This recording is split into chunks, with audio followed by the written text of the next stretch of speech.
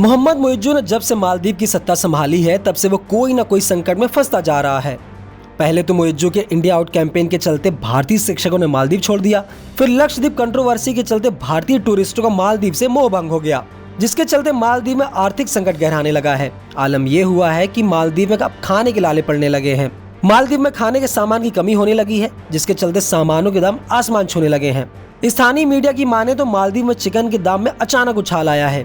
कीमतें 100% तक बढ़ गई हैं। पहले जो चिकन 80 से 100 मालदीवियन रुपए में मिलता था, वो अब 150 से 200 मालदीवियन रुपए प्रति किलोग्राम बिक रहा है।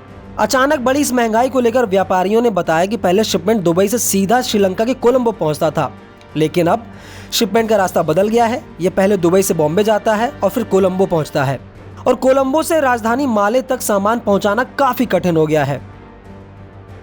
इन सब के बीच चीन समर्थक मुइज्जू की जिद के चलते मालदीव पर कर्जा काफी बढ़ने लगा है। मालदीव आर्थिक संकट से जूझने लगा है।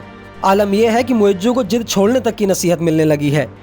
मुइज्जू से कहा गया है कि राष्ट्रपति मुइज्जू को अपनी जिद छोड़कर चुनौतियों से निपटने के लिए पड़ोसी देश भारत से बातचीत करनी चाहिए। और ये बात भारत के किसी नेता ने नहीं, बल्कि खुद मालदीव के पूर्व राष्ट्रपति इब्राहिम मोहम्मद सोलिह ने कही है।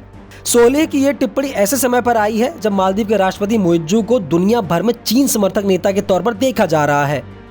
इब्राहिम सोलिह ने भारतीय से मालदीव को कर्ज चुकाने के लिए कुछ राहत देने की अपील भी की है। सोलिह ने आगे कहा, मैंने मीडिया रिपोर्ट्स देखी हैं जिससे पता चलता है कि मुइज्जू कर्ज की रीस्ट्रक्चरिंग के लिए भारत से बात करना चाहते हैं। मालदीव के सामने जो आर्थिक चुनौतियां खड़ी हुई हैं, उनमें कहीं भी भारत के कर्ज का रोल नहीं है। मालदीव पर चीन का 18 बिलियन मालदीवियन रुपया का कर्ज है, जबकि भारत का महज 8 बिलियन मालदीवियन रुपया का बकाया है। भारत के मामले में मालदीव को 25 साल के अंदर भुगतान करना है। हालांकि मुझे लगता है कि हमारे पड़ोसी हमारी मदद करेंगे, लेकिन इसके लिए हमें जिद छोड़नी होगी और बातचीत करनी होगी।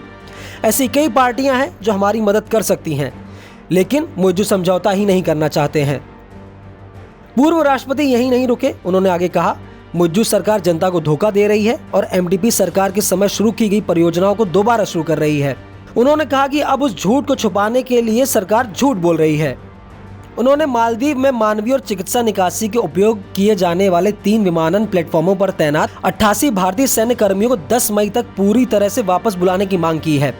26 भारतीय सैन्य कर्मियों का पहला बैच पहले ही द्वीप छोड़ चुका है और उनकी जगह नागरिकों ने ले ली है। हालांकि सोलिह की इस बात का मुइज्जू हमेशा से इनकार करते आ रहे हैं।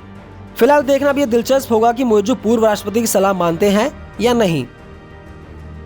इस खबर पर आपकी क्या राय है, हमें कमेंट करके जरूर बताएं और ऐसी ही खबरों के लिए बने रहिए न्यूज़ 18 इंडिया ओरिजिनल्स के साथ।